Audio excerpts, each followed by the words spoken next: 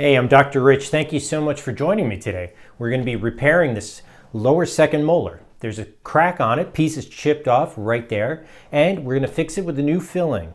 Why a new filling and not a crown? Well, let's take a look at this. The x-ray shows that the existing amalgam filling isn't that bad, but there's a deep base underneath it. Previously, the person had some decay that was very close to the nerve. You can see just how close it is to the nerve space right there. Let me highlight the nerve space in yellow right there. And then here in red, I'm going to outline the base, and it's very close. Person hasn't had any symptoms though, so that's always a good thing. There's no lingering sensitivity to cold, no spontaneous pain. It doesn't hurt when I tap on the tooth. So I'm okay trying to fix this with a filling. If we decided to fix this with a crown, I would definitely recommend that the person get a root canal. All right, so we got them nice and numb, isolite in place. First step is to remove the old silver filling. I'm using a carbide burr. It's a 245 carbide burr, so it's end cutting, so you can actually drill it, press straight down and drill into something with it. But we use the side of it kind of like a router bit. So, technically, everyone calls a dental drill a drill. It's technically more, dentists call those the drills burrs because they're side cutting as I'm drilling away the tooth. So silver fillings, because they're not bonded in there, usually you just kind of cut them in half, cut them in big chunks, and the big pieces will kind of flake out. You don't have to grind the whole thing out. Sometimes with a white filling, you do have to grind it if it's still bonded in well. So, using some water spray, got the high-speed suction going to suck up all the slurry that's being formed by the drill as I'm drilling out the amalgam filling. Got most of that out, still a little bit there. You can see that. Sometimes I'm seeing if I can just flick it out with my Explorer. Sometimes you get lucky and it just pops right out. That white material is a base material. That was that stuff that I showed you on the x-ray. That was placed kind of to insulate the nerve from the silver filling. That's actually a lot that whoever placed it placed quite a bit of that material. So they were concerned about the tooth. Most likely it's something similar. It's either a ZOP, zinc oxyphosphate cement, or most likely an IR or a ZOE, zinc with eugenol. Got some big chunks of silver filling there. We got to vacuum those up. And we just clean, and there you can see I got all the silver out.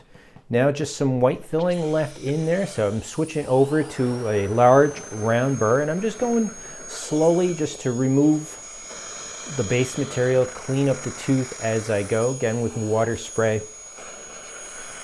It's a process. Basically, we're just removing. I'd rather go a little slower than just zip right through it, especially because we're close to the nerve. I don't want to actually get into the nerve. I want to give the tooth every chance it has of surviving without needing a root canal.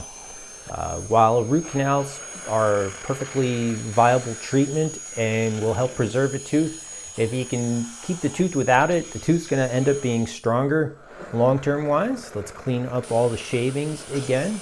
So you can see the biting surface is kind of cleaned up, but it's just down in that mesial box that we call it, dentists like to call it. So now I switched over to a round burr, and I'm using this in a slow speed handpiece because I'm getting close. I don't want to, I have better control with the slow speed handpiece than I do. Now I have to, as I'm drilling though, I can't reach with the conventional one, so I'm going to switch over to a surgical length round burr. This is just the same type of drill. The only difference is it's longer. It's a few millimeters longer, so I can reach down further. So I commonly use these when I'm doing a root canal because once you prep into the nerve space, it's down very low. But in this case, I was having trouble reaching down to the bottom of the old filling to remove it all. So I just wanted to show you a close-up of the two to see the size difference. So let's switch that out. And again, it just works the same way. I'm just going in there now. I have a little bit more room because once I remove all the base material, that white stuff, I am going to have to clean up the tooth underneath it. And again, just clean, just drill, rinse, see how we're doing. A little bit more. This, not the easiest place to work. We're way in the back, very last tooth in the mouth. And so it's just hard to reach at times. There's not a lot of space. Fortunately, this person actually has a pretty large mouth, and I'm able to get in there. And then also using the Isodry helps a lot because there is a built-in bite block, so it keeps the person's mouth open, and it's a little easier for them too, because the jaw muscles that hold your jaw open are actually very small, and they get tired very easily. So, but the muscles that close your mouth are a lot stronger, and it's much more comfortable to bite down gently onto a bite block and rest your jaw that way than it is to try to keep your mouth open the whole time. It's funny, this person, when I first couple, this is the, I worked on him a few times now, but I remember the first time I ever worked on him, he's like, "Can you use a bite block on me?" I always find that so much better. It's a little bit more. I switch back to the high spade now, just to remove a little bit of the enamel so I can access on the side of the tooth a little bit better. Still a little bit of that base material in there. Again, we're just got to remove it all because we're going to place a white filling in this situation, even though it was a silver filling. And you don't want to leave any of that base material, because if it is a eugenol containing base material, that will actually, the white filling material won't set up. So you have to remove all of it, and you want to remove any decayed dentin too, so you have a nice hard surface to bond to. So again, back in there with the slow speed, with the long shank burr, the surgical burr, and I think I'm almost there. Let's clean it out, rinse it out, some water, some air, a little mix of water and air, just kind of blast it all out. And then we can take a closer look at it. I love the Isodry too, because it keeps the cheek out of the way. Oh, we got all the base material out there, but there's still a little decay right there in the corner. It feels a little sticky to my Explorer.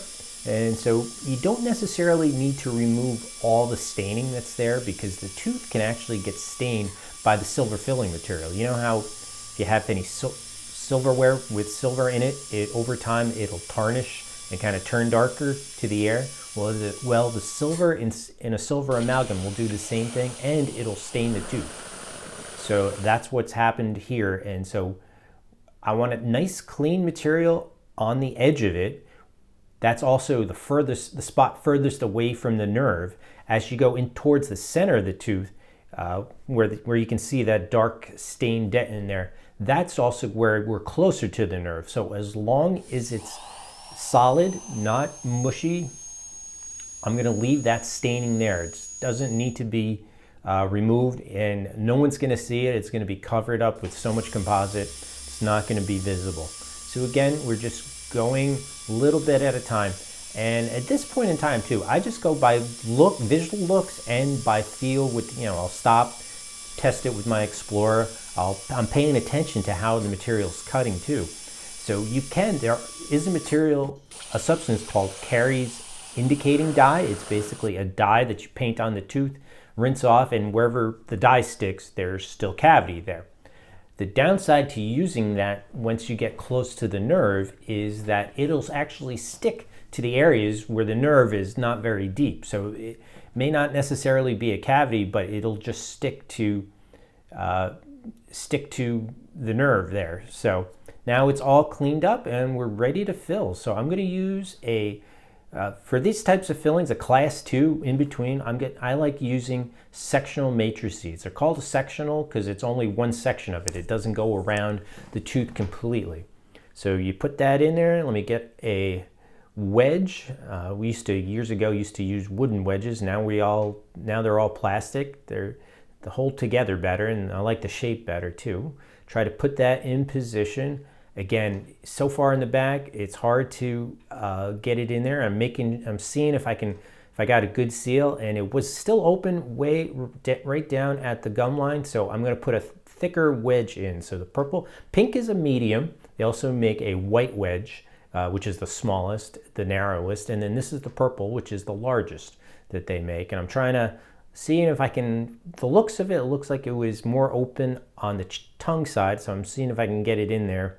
And it's just awkward. I can't get it in there from that side, so let's try it from the cheek side.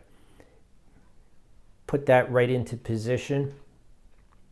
Now, most of the time this works well and I can get a good fit, but you know, sometimes, especially in a situation like this where the cavity was pretty far under the gum line, even though I'm using a really long sectional matrix band, I'm not very happy. And you know what? I decided we're not going to use that. We're going to use the greater curve matrix band, and I'm using a wide greater curve band.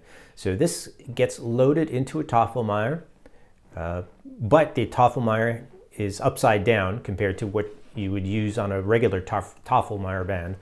But the greater curve is great for these types of situations where I just can't get a sectional matrix to work.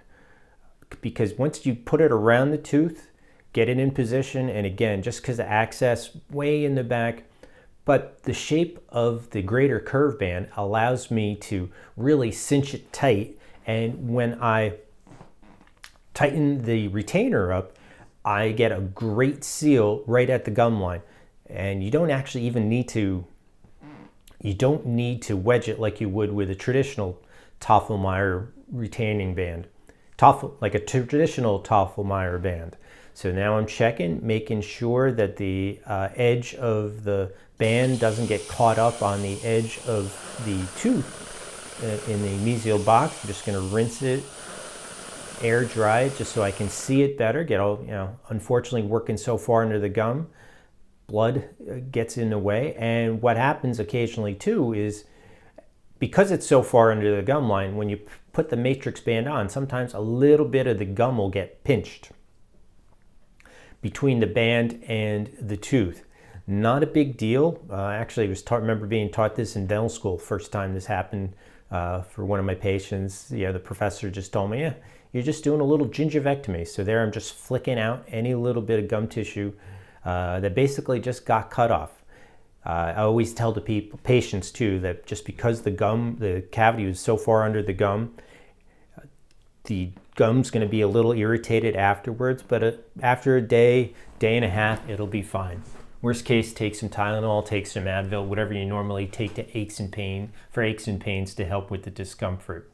Again, making sure, we got a nice tight seal. Now I'll take my spoon excavator and I'm just going to I'm pressing the band up against the tooth in front of it. I want to contour the band so it's got a nice tight fit against the tooth in front. Now, the inventor of the greater curve matrix will actually, at times, in certain situations, recommend that you cut a hole where you want the filling material to touch the other teeth. I don't feel I need to do that in this situation. There you see a close-up of the margin. Rinse that off so we can see a little better. But yeah, got a nice seal all the way around. And we're ready to fill. But first, I'm using some Clean and Boost made by Apex Vista Dental Products. Again, it's just a cleaning agent, helps clean up any back blood. As you can see, there's still some blood there, and I also find that this will help stop some bleeding too if there's a little bit of minor bleeding. It doesn't work as well as Viscostat or Stringident, any of those products, no, but it will help in a pinch. So I'm using the gel version of it. I've tried the liquid version and then they came out with the gel version. I find the gel version, I think I'm going to switch back to the liquid. The gel just seems a little bit too thick. I can't spread it around like I want to. All right, tooth is nice and cleaned up, and now we got to go to put the yellow filter on. Just get ready to fill it. There we go. Now, and I'm going to use my favorite bonding agent, Surpass. So it's a 3-bottle system. First bottle is Surpass 1 in the green bottle. Paint that on there. I'm doing 2 layers of this, not just because I was worried it was such a big filling that I didn't have enough material on there. Once that's on for about 10 seconds, you apply 3 coats of Surpass 2, and that basically neutralizes it as a primer. And once that's on there, then you just air thin it, dry it really well. And you can't over dry it. I love Surpass just because it's kind of worry-free. You don't have to overthink it. You just follow the instructions and do it. Now I'm placing some of the Surpass 3. This is the actual bonding agent that gets applied on there.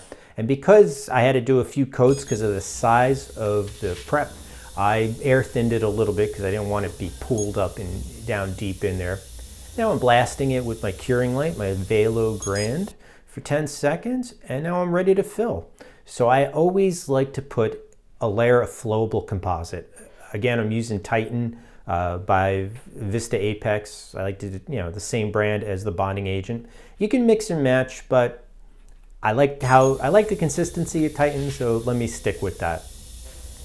And first layer, just to get into all those nooks and crannies, gotta blast it with the light again, and 10 seconds a pop. All right, so I got a nice layer there, and then I'll just add some more into the corners and start filling up the tooth, basically. Now, I do this just on the deepest parts, so to make sure we get a nice good seal. And once I do that, then I'm going to switch over and start using some paste composite to build up the wall, the sides of the tooth that are missing. So again, I'm using my plastic instrument, and I'm just putting little blobs of the material in there. I use a composite called Vit-l-essence, a paste composite called Vit-l-essence. Put it in there, shape it, hit it with the curing light. And we just like to build this up incrementally because of you need every bit of this to set up. You can't just bulk fill the whole thing, even though there are some bulk fill materials. I think they just set up on their own. Some are self-cured, but I prefer doing it by hand this way. This is just how I was taught. Once you put another increment in, and again, I'm turning it's a filling that was missing two walls. It was missing the tongue side wall, and then the what's called the mesial wall, the wall that goes up against the tooth in front of it. It's missing those two. I'm rebuilding those to basically turn it into a class 1 filling, so it just ends up being a hole. And again, another 10-second cure. It's funny with these, I love these new LED lights, but there was a point in time where plasma arc curing lights came out on the market and were popular for a brief period of time in the late 90s, early 2000s. And I remember part of the reason the salespeople were touting those was because instead of needing a 20 to 30 second cure with the halogen lights at the time, you could just do a 3 to 5 second cure with the plasma arc. I always felt that was just way too fast and could cause too many issues. So the LEDs now, a 10-second cure, I find works very well. I've never had issues with fillings not being fully cured. And again, also with the placement technique, I'm making sure I have that when I place the composite that it's not too thick and it's thin enough so that the curing light can cure everything. And when I'm done too, after I take the matrix band off, I'll also make sure to blast it with the light a little bit more. So just back and forth, piece by piece, building it up a little bit at a time. Placing a white filling well takes a lot longer than placing a silver filling. Silver fillings, you just smush it in there. Once it's set up enough, you carve it back. And now that I have the walls all finished, I'm filling in the missing center section with more flowable composite. Now this flowable composite, it's strong. It's got a very good compressive strength, so it'll hold up. It's not going to crack. The only downside to flowable composites is that their wear resistance is much lower because they don't have as many filler particles in them, and it's the filler particles that provide the wear resistance. So that's the main difference between a flowable and a paste. But since I'm going to be covering this completely with the paste composite, I'm not worried about that. Building it back up to basically trying to replace all the missing dentin, and then I'm going to use the paste as the enamel layer. So for most people, there's 2 different shades I'll use depending on. The whiter the tooth, I'll use a shade called Pearl Frost made by Ultradent, which looks really nice. And if it's not super white, I'll use a shade called A2, which just matches the flowable composite. And again, each increment, place it, put it in there. I'll also use, for this part, I'll use a little bit of Seamfree so my instrument doesn't stick to the composite, and I can actually smooth the composite down and get it to blend into the tooth very easily, very smoothly. And I like to build up each cusp at a time. I believe that's a technique, this whole technique as to how I fill in, I learned on Dental Town back years ago. There's a dentist from the UK, Jason Smithson, who does amazing composite restorations. He's an artist, basically. It's amazing what he can do, and I've watched a bunch of his, read a bunch of his posts, his cases that he's posted up, watched some of his videos. If you're a dentist or dental student that really wants to up your white filling, direct composite game, please check out anything by Jason Smithson on Dental Town. I think he also lectures. He used to lecture, I remember seeing he was on a tour in the States a while ago, but I don't know if he still does that. He also might be on Ripe Global, that continuing ed platform as well. All right, another corner, another cusp. We're placing them, shaping them. Again, just trying to get it to look like a tooth. Now I'm using the back side of the plastic instrument. So the one side is kind of like a flat spatula. The other end is more like a rounded plugger, and sometimes that actually makes it easier to fit the material in there and shape it properly. Another cure with the Velo Grand. And now we're ready. It's all filled up, so let's take the matrix band off. So usually I take the retainer off first and then try to pull the band out. And as you can see, sometimes it's such a tight contact that you can't remove it. And I'm not worried that it's not trapped in there by composite. It's because the band's pretty wide. You can see how high it was. But yeah, it's a struggle. Sometimes I need to actually grab a pair of hemostats to be able to get a good grip on it. Now I overbuilt it just because it's hard to access it, and now I'm using my high-speed handpiece with a great greenstone in there to just trim up the excess. So the tooth in front's got a zirconia crown, so even if I touch it a little bit with that greenstone, it's not going to remove any of the zirconia. I'm not touching it for that hard. Just getting the shape in. Let's blast some of that dust away so I can see a little bit better. And I believe I used, based on the looks of it, I think I used Pearl Frost for this tooth, just because this person tends to have pretty light colored teeth. So now we're just shaping up the side. That's the one downside to the greater curve bands compared to the sectional matrices. If you can get a sectional matrix in there, it'll shape the sides between the sectional matrix and the retaining ring that squishes it up against the tooth. The sides of the tooth will come out much better. The greater curve has got a much wider spread to it, so you end up always overbulking it and then having to trim it back. Just cleaning it up, polishing it up with a Jiffy polisher and a slow speed handpiece. This helps remove any of the excess bonding agent that might have gotten blown off somewhere. And now I'm just checking for any flash. Composite felt a little soft there in the middle, so I'm going to have to blast it with the light again, with the curing light again. But I'm checking for any excess interproximally, making sure that the tongue side is smooth as well. Another 10-second blast on the occlusal surface, and that's just a blue light, no UV. All right, now that's all done, let's take the ISO light out. See that dark spot under the patient's tongue? That's a big old amalgam tattoo that the patient has. It's been there for quite a long time, he's told me.